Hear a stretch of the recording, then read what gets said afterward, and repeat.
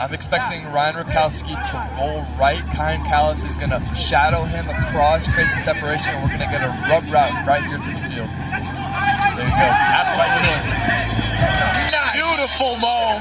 My favorite receivers are the guys that used to play quarterback because they understand coverage. That time, he saw the safety was underneath. He flattens the corner route away from coverage. And I think that's why Ace trusts him so much. They're on the same page. How do we protect this football, but also take calculated risks? Up a score, now they're up 2.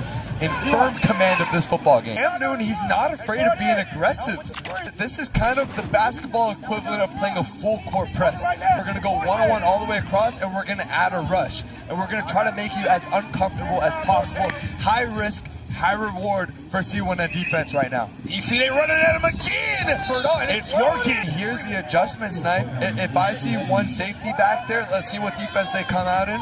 We have one-on-one on the outside. We have some of the biggest, fastest wide receivers in the country. I would target Dakota Grunt. He hasn't targeted him yet. And he is a 5-star, one of the best. They're going to do the same exact thing. Why not? If it's not broke, don't fix it. He's headed to him. He's doing it up top. It's caught. It's broke down.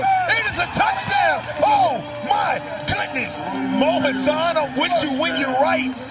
I'm with you when you're right. Dakota Grunt, reservations for 7. That was the recipe right there. Get Dakota involved in the back of the end zone. It's man coverage all the way across. Cam Newton decided we're going to be aggressive on this drive. We're going to throw off Brady Quinn, who's been one of the most elite quarterbacks at OT7. Give him some looks he's not used to.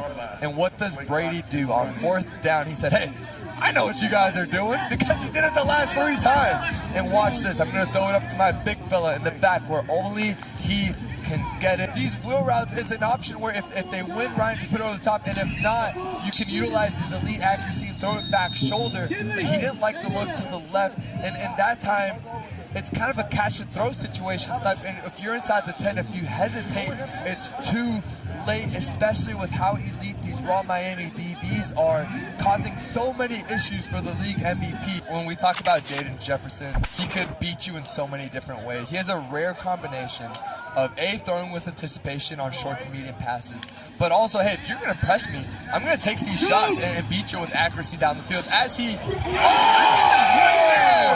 if throwing a receiver open was in the dictionary, Sniper, this video would be right there. I mean, this is a seam route, but he's perfectly covered by Phoenix Evans again. I mean, there's nothing you can do as a DB. Throws it back shoulder just enough where he can reach and get it. Teach tape ball placement by Jaden. I think you have to go to Kyan Callis. I know he's in the 8th grade, but he's been such a big role in the team's success all year. I don't know why they've gone away from him all of a sudden. I was just going to say, where is he? Right here. Well, there he is. And could he get in the end zone?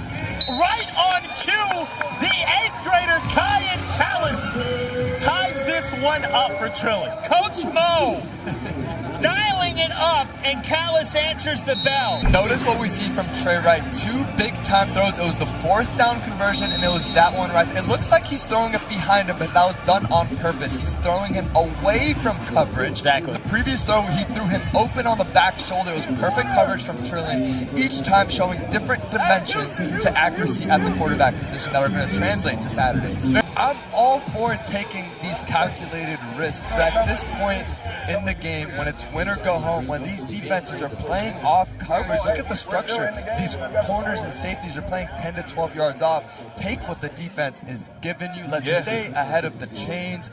Quick game, quick game, quick game. And then at some point, Snipe, what happens is these corners start coming up, and that's when you use your track speed. Your guys like Tyree Manning, Jameer Brown, the track stars who are winning these state titles, let's utilize that, but you can't use it until the corners come up, and you have to lull them to sleep in a certain way. It sounds like you did this before, man. It sounds like you made a living off this. I mean, Amari's unbelievable. There was a weekend out here. At one point, he was leading the league in touchdowns, and Lane Kiffin was watching his son Knox ball for Team RG3. He was right next to us in the stands, and he was like, who is that kid?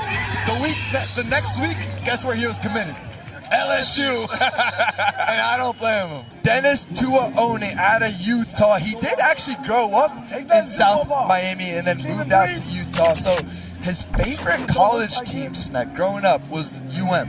He plays with that U swag. Remember we had Izzy Brisket Abrams up here? It's a different kind of energy down there you wouldn't understand. You're from Ohio. Cleveland, baby. So Tua One, he's got that swag, but then he developed his football skills in the state of Utah. Really underrated. You know teams like Corner Canyon, etc. They play with great fundamentals.